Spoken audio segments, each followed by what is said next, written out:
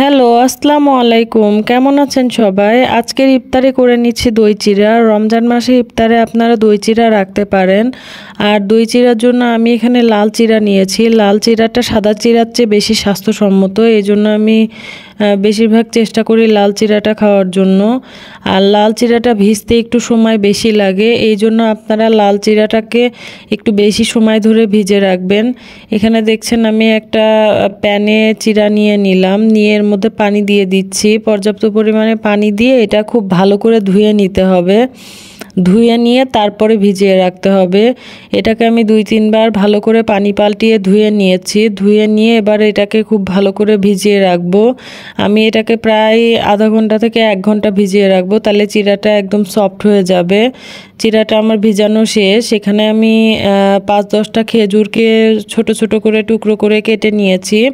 দই চিড়ার মধ্যে খেজুরটা দিলে ভালো লাগে। আর এখানে দেখছেন আমি 4-5টা কলা নিয়ে নিয়েছি। নিয়ে এই কলাগুলোকে ছোট ছোট টুকরো করে কেটে নিব। নিয়ে আমি দই চিড়ার মধ্যে মিক্স করব। আপনারা ইচ্ছা করলে অন্যান্য আরও ফ্রুটসও দিতে পারেন, আমি জাস্ট কলাটাই দিচ্ছি। দেখছেন কলাটাকে আমি খুব ছোট ছোট করে কেটে নিচ্ছি। নিয়ে তারপরে কলাগুলোকে ওর মধ্যে মিশিয়ে দিব। আর কলা দিলে দই চিড়ার টেস্টটা আরও বেড়ে যায়। এই তো দেখছেন কলাগুলো কাটা শেষ। এবার কলাগুলোকে একটা বাটিতে আমি আলাদা করে সাইড করে নিচ্ছি। এবার আমি দই নিয়ে নিব। এটা যে দইটা দেখছেন এই দইটা হাঁড়ির দই। এটা আমাদের বগুড়ার দই। আমরা যেহেতু আমাদের বাসা যেহেতু বগুড়া, আমরা সবসময় বগুড়ার দইটাই বেশি প্রেফার করি।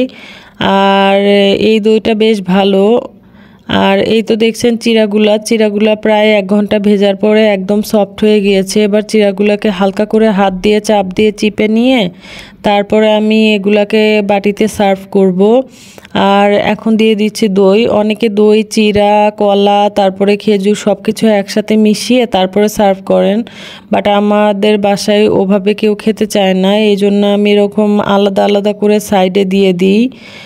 আর এই তো দেখছেন আমি দই দিয়ে দিচ্ছি। দই দিয়ে দেওয়া হয়ে গেলে তারপরে আমি সাইডে তারপরে আমি একটুখানি দুধ দিয়ে দিব, কারণ দই দিয়ে চিড়াটা একদমই শুকনা লাগে। এই জন্য একটুখানি দুধ দিলে চিড়ার টেস্টটা আরও বেড়ে যায়। আর এই তো দেখছেন আমি সামান্য পরিমাণে দুধ দিচ্ছি। আর এই দুধটা আমার আগে থেকে জাল করে নেওয়া দুধ। দুধ দিয়ে দেওয়া হয়ে গেলে তারপরে আমি এর মধ্যে চিড়া দিয়ে এর মধ্যে খেজুর দিয়ে দিব। খেজুরগুলো আমি একে একে সাজিয়ে দিচ্ছি। আর সাথে কলা দিয়ে দিব। রমজান মাসে আসলে হেলদি খাওয়াটাই উচিত। আর এই দই চিড়াটা আমাদের ইফতারের খুব ভালো একটা অপশন হতে পারে, আপনারা ট্রাই করতে পারেন। আর সবাই ভালো থাকবেন, আমার চ্যানেলের পাশে থাকবেন। আমার চ্যানেলটা নতুন, আমার চ্যানেলটা সাবস্ক্রাইব করে দিবেন। আল্লাহ হাফেজ।